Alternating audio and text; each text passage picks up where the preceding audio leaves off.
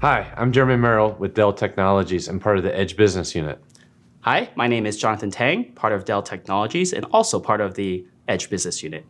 And today we're going to be talking about gain control of your edge, and we're going to see Dell NativeEdge in action.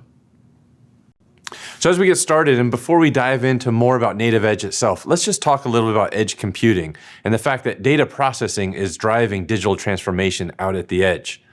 When we take a look into what we mean by that, we're really talking about the fact that business modernization depends on you transforming your edge itself. And we're starting to see IT transformation at the edge as well as some level of OT convergence coming into those IT environments. When we break this down and kind of look at some of the segments that we see and some of the driving technologies, it's things like data. Whether it's telemetry data, video data, IoT data, we're really starting to see our customers come out and realize that there's an important amount of value in the data that's being created. Also, artificial intelligence. While we may look at Gen AI and large language models primarily as AI-driven workloads, there's also out at the edge AI inferencing, the ability for us to take those cameras and determine what's happening in those images and those frames themselves. Also looking at infrastructure, whether it's heterogeneous compute, new infrastructure technologies like 5G, or even getting into some of the software-defined aspects of the edge.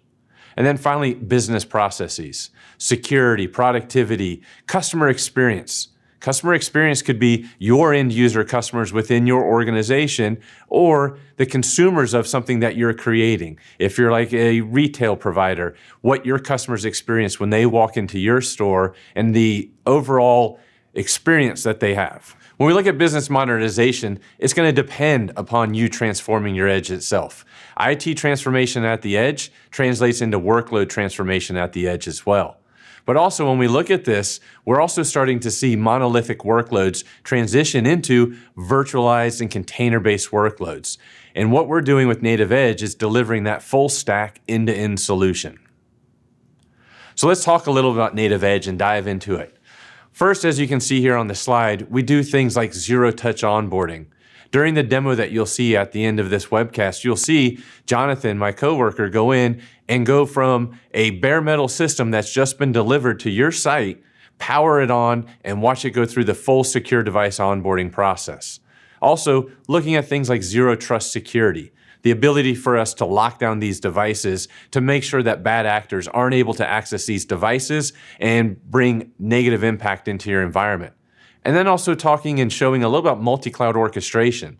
The edge really doesn't run on its own. It's going to run and it's going to be sending data back to your data center or to your public cloud provider. And all of this is driven through application orchestration and infrastructure management from our NativeEdge orchestrator down to our NativeEdge devices that are running our NativeEdge OS, but also the ability for us to deploy containers and virtual machines on top of those devices. So let's talk about some of the benefits of Dell NativeEdge.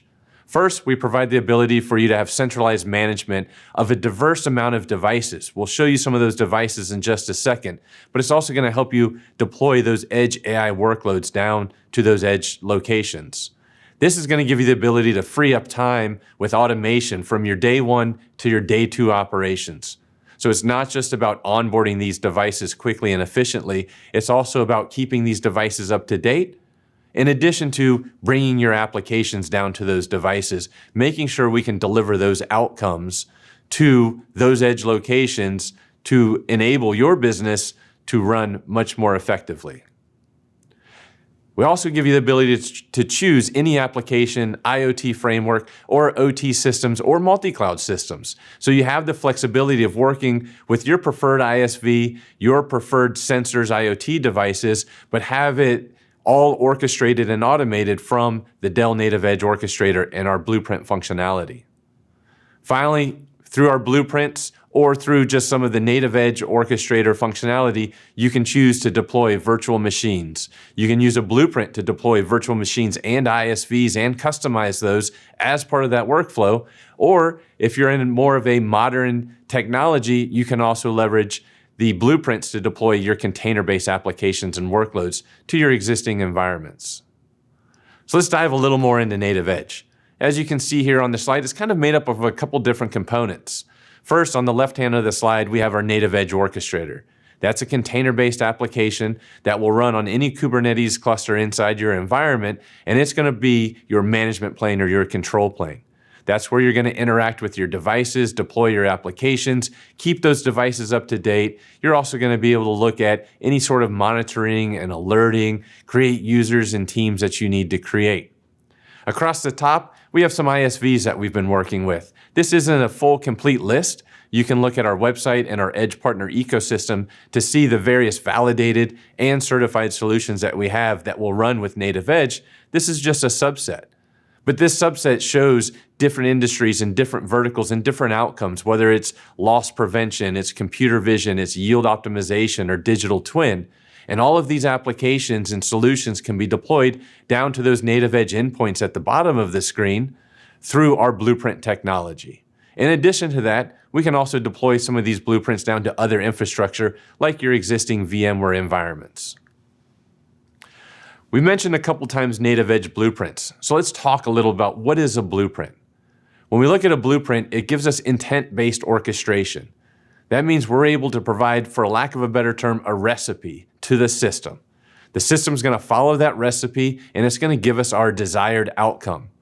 A big benefit of these blueprints is that they can be reusable and they can be used at scale across your entire environment, and they're easily modified if you need to change a version. You could even embed version control within the blueprint, and when you go to deploy it, we have our various inputs that you would provide. One of those inputs could be the version of the application you would like to deploy, and that's going to end up going through that workflow and ending at your desired state and telling you or showing you exactly what that deployment looks like and the variables that you're going to be concerned with, like how do I now access that application? In addition to that, let's talk a little more about these NativeEdge endpoints. Right? These NativeEdge endpoints are a subset of the Dell Compute portfolio.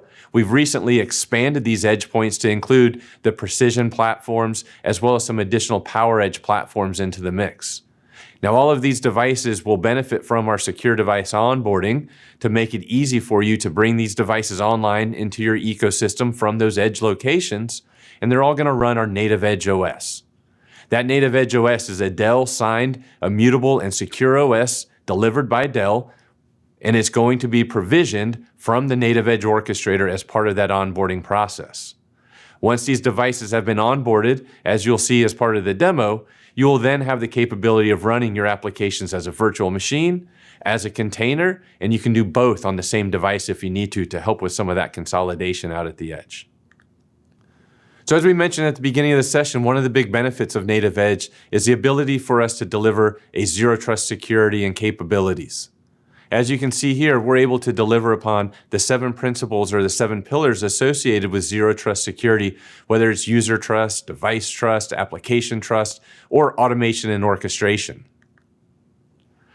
Now let's talk a little bit more about security and the zero touch onboarding aspects of these devices themselves. As we mentioned, we have the capability of drop shipping these devices to your edge location. And all we need is somebody at that location to plug in a network cable, plug in a power cable, press the power button, and then they can walk away. And that device will communicate back up with the NativeEdge orchestrator, will validate that that device has not been tampered with from a hardware or software perspective, and then we'll allow that device to be added in to your overall ecosystem. This is all based upon our alliance with the FIDO Alliance and the ability for us to leverage the FIDO device onboarding spec. And that really kind of takes 2 paths.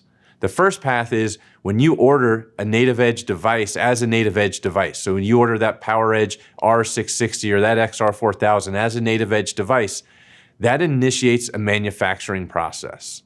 During that process, we're going to create an ownership voucher. That is basically your proof of ownership of that device that gets delivered to you through your Dell Digital Locker, which is an online portal.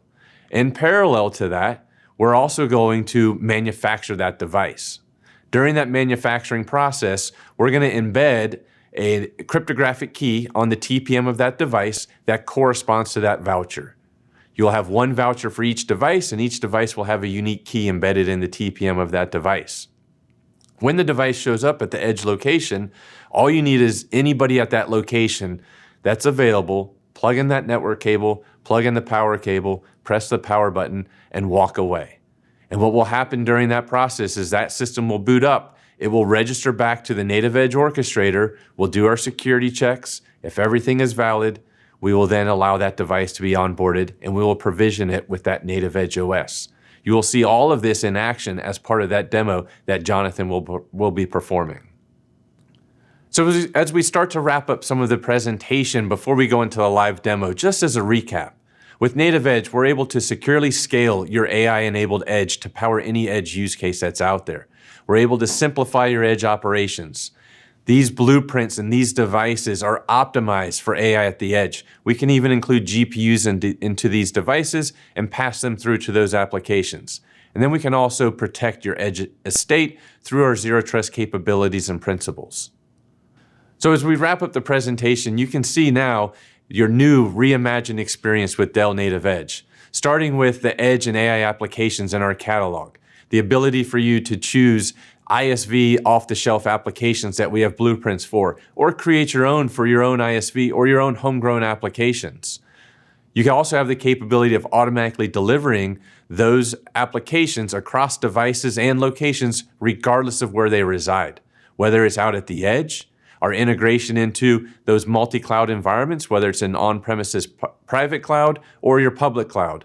And then finally, you can remotely manage these devices over time as well, keeping them up to date, keep monitoring those devices, and updating that NativeEdge OS that's running on the devices themselves. So with that, we've talked a little about NativeEdge. I'm going to turn it over to Jonathan, and he's going to walk you through a live demo so you can see NativeEdge in action. In this demonstration, we're going to cover 3 different demos. The first demo, we're going to showcase secure device onboarding with zero-touch provisioning. We're then going to cover another demo that we're going to use a 3-node Kubernetes cluster to deploy 3 different VMs onto 3 different endpoints. And then the third demo, we're going to cover a Docker Compose that will also be deployed with a blueprint to deploy 3 different containers made up of Elasticsearch, Logstash, and Kibana. Let's now dive into each one. Let's take, for example, you're a retail store. You just ordered a bunch of NativeEdge devices. What do these devices look like when you power them on for the first time? When the NativeEdge devices have arrived at your edge locations, they are drop shipped to each location. A store manager will be able to power on the devices, and then they will start to look for a NativeEdge orchestrator and start downloading the NativeEdge OS to each location automatically. All of this will be done with zero touch. At this point, you have a NativeEdge OS that is automatically installed, and it's ready to receive any application to be deployed on top of it. So now that we have a NativeEdge OS deployed on top of it, we're going ahead and deploy a 3-node Kubernetes cluster on top of each NativeEdge endpoint. And we do this with a NativeEdge blueprint. Within the NativeEdge catalog, you'll be able to select a 3-node Kubernetes cluster that will automatically deploy a VM onto each endpoint. Now, this is going to automatically create a VM that has an Ubuntu OS, as well as the Kubernetes K3 solution with the virtual IP load balancer associated with it. On the third demo, we're going to deploy a Docker Compose blueprint made up of the 3 containers we talked about earlier. And again, this is going to be deployed with a blueprint. We're going to use this blueprint to automatically deploy these containers onto each endpoint. And we're going to see that the Kibana dashboard will launch as well. Let's now dive into the NativeEdge orchestrator and see this in action. We start off in the NativeEdge orchestrator. And before we dive into the demo, just want to talk a little bit about the NativeEdge orchestrator. Now, as Jeremy mentioned, we deploy this on top of a Kubernetes cluster. And this is because we want to give you guys flexibility to deploy NativeEdge. That means the NativeEdge orchestrator can be deployed on a VM, it can be deployed on bare metal, it can even be deployed in the cloud. In this demo, you're seeing the NativeEdge orchestrator deployed on a VM that's running in our lab. Let's now take a look at everything in action. So we start here in our NativeEdge orchestrator, and the very first thing you want to do is upload vouchers. Now, there are two ways to upload vouchers within the NativeEdge orchestrator. As we see on the screen here, you either have a non-air-gapped way, which means that the NativeEdge orchestrator is connected to the intranet. Now, as Jeremy mentioned earlier as well, the NativeEdge orchestrator has the ability to go out and automatically connect to your Dell Digital Locker. What will happen here is that at order, let's say you order 50 different gateways, all of those 50 vouchers will be tied to your Dell Digital Locker. And using this method, you can automatically download all 50 vouchers into the NativeEdge orchestrator. However, for some customers, they may not want to have the orchestrator automatically connect to the intranet. So we need to provide a way for them to upload vouchers manually. So you can take your laptop outside your secure network, connect to the Dell Digital Locker to download vouchers manually, bring your laptop back into the secure network, and upload them here on this radio button. In this demonstration, I've already gone ahead and uploaded a voucher into this orchestrator.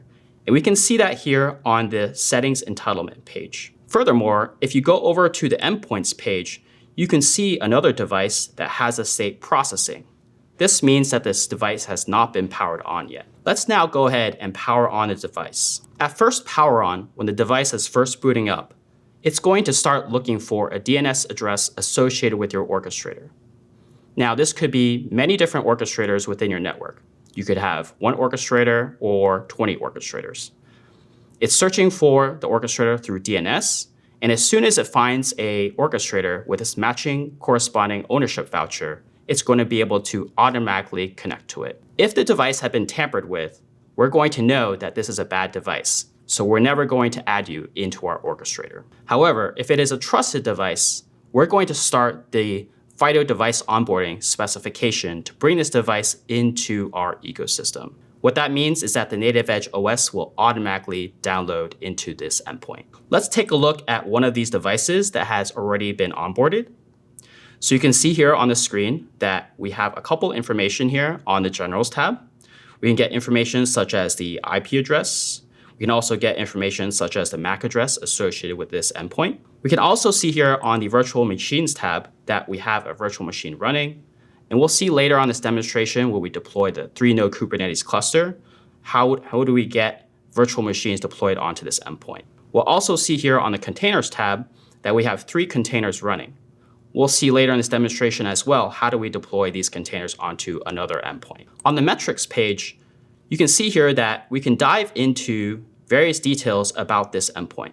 Maybe you have a lot of endpoints within your ecosystem and you want to determine which device is a bottleneck. So we can take a look here on this page that we have various different metrics that we can pull from. For example, CPU utilization, but we also have the ability to pull up more metrics. As we can see here on this page, we can get more details for CPU as well as disk or memory or even network. Speaking of network, I want to talk a little bit more about networks on the networks page. NativeEdge has 2 different networks that are available. First, we have the host networks. This host network is automatically created by NativeEdge. It is used to have the endpoint for management communication with your orchestrator. The second network that we have here is known as virtual network segments. This is used for your virtual machines as well as your containers. Now, there are 3 different types of virtual network segments, and let's dive into each one. The first one is air-gapped. So for this network, this means that when you create an air-gapped network, it's going to be completely private. Maybe this is for a test dev purpose, and you don't want this virtual machine to communicate to any other virtual machine. You can also select a NAT network. This is a network address translation. You also have a bridge network. This will allow you to have your virtual machine communicate to existing services such as your existing DHCP and DNS servers. Next, on the hardware page, I want to point out that when we are bringing these devices online for the first time, NativeEdge will automatically create a virtual data store. And this is used for your virtual machines to deploy onto this data store. In addition, as you can see on the screen here, that when we're creating containers, we're also going to be creating persistent volumes within this page here. And we'll see that in a moment.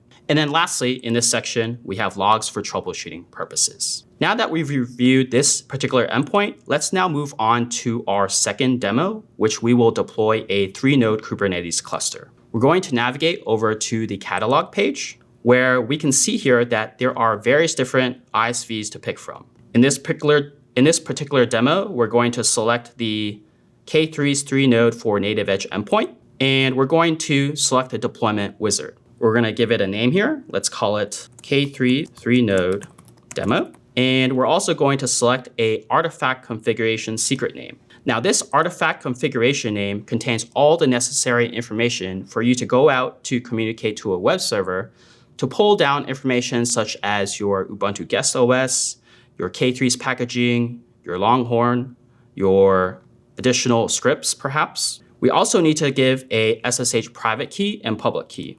Now, this is necessary for us to be able to have the NativeEdge orchestrator to automatically communicate with these VMs as soon as they have been brought up. In the event that, let's say, you create a VM and you need to have post-process scripts such as an Ansible playbook or Terraform or maybe a shell script, this is the reason why the NativeEdge orchestrator needs to be able to connect to that VM. Furthermore, as we can see on the screen here, we can configure the various different vCPUs, the memory, and disk. We're going to leave that as default. And for this deployment, we're going to select the DHCP network. Next, we're going to select a bridge network name, and this is from the virtual network segment that we created from the previous network page. And then down here, you can see that we're going to be deploying this solution on top of Data Store 0, as we saw from the previous virtual data store page. Next, let's go ahead and select the various different endpoints for deploying this solution. So we'll go ahead and select 268, and then we'll go ahead and select H58, and then we'll go ahead and select 1H8. We'll then go down to the bottom of this blueprint. We'll leave all the other values as default, and we will use a DHCP for our virtual IP load balancer. We'll go ahead and review the summary and click deploy. Now, at this point, what's going on under the covers here? We have a blueprint that's going out to start creating 3 VMs onto each of these endpoints. And it's going to then install the Ubuntu guest OS. And then it's going to start installing K3s, as well as Longhorn, as well as that virtual IP load balancer. Let's now dive into one of these deployed solutions to take a look at the status. As we dive into this deployment that I already deployed, we can see the various different events that step through in this blueprint.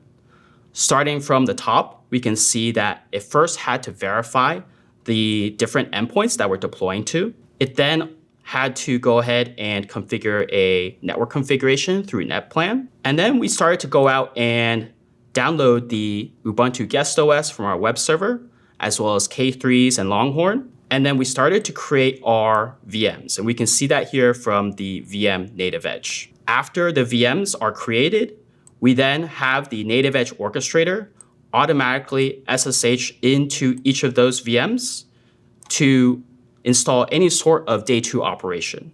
So in this case here, you can see that we are installing NVIDIA drivers. So maybe this solution needed GPUs. And then at the bottom of the page here, you can see that we're installing K3. Now, if we go over to the general tab of this deployed solution, we can see what are the inputs that we originally configured. If we needed to change any inputs at any time, we could do so. And then at the bottom right of the page here, we can see the various different capabilities and outputs that were given from this deployment. So for example, we have the Kubernetes cluster endpoint. We also have the various different IPs from our VMs shown at the bottom of the page here. And we also have the IP address of our Longhorn. So let's take a look and see if Longhorn successfully deployed. Great, we can see here that Longhorn successfully deployed, and we can see the 3-node Kubernetes cluster that is deployed on NativeEdge. Let's now move on to our third demo, which will compose of deploying the Docker Compose file on top of the NativeEdge endpoints. Before we dive into that, we're going to take a look at one of these blueprints. So starting at the top of the page here, we can see a Docker Compose made up of 3 different containers. First, there is Elasticsearch, there's Logstash, and there's Kibana. And what you'll notice at the bottom of the page here, we have two volumes, Elasticsearch and KB data. These are persistent volumes that will be automatically created on the volumes page that we saw earlier. Navigating over to this other tab here, we can see a blueprint.